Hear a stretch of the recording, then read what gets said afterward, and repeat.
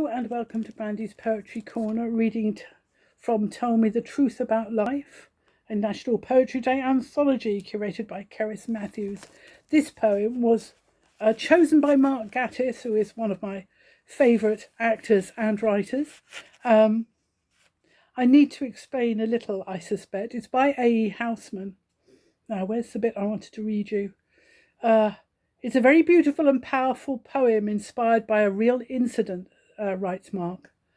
When Oscar Wilde was briefly at Clapham Junction Station being transferred to Reading Jail, he was recognised and spat at by the mob, and Housman puts us in the position of an observer, but one with perhaps shamefaced sympathy for the victim. And it obviously likens things like sexuality with other things that you cannot change, like the colour of your hair. And it's called Oh, Who Is That Young Sinner?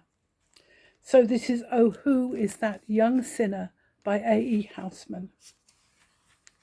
Oh, who is that young sinner with the handcuffs on his wrists? And what has he been after, that they groan and shake their fists? And wherefore is he wearing such a conscience-stricken air? Oh, they're taking him to prison for the colour of his hair. 'Tis a shame to human nature, such a head of hair as his. In the good old times 'twas hanging for the colour that it is. Though hanging isn't bad enough, and flaying would be fair for the nameless and abominable colour of his hair. Oh, a deal of pains he's taken, and a pretty price he's paid to hide his poll or dye it of a mentionable shade. But they've pulled the beggar's hat off for the world to see and stare, and they're hailing him to justice for the colour of his hair.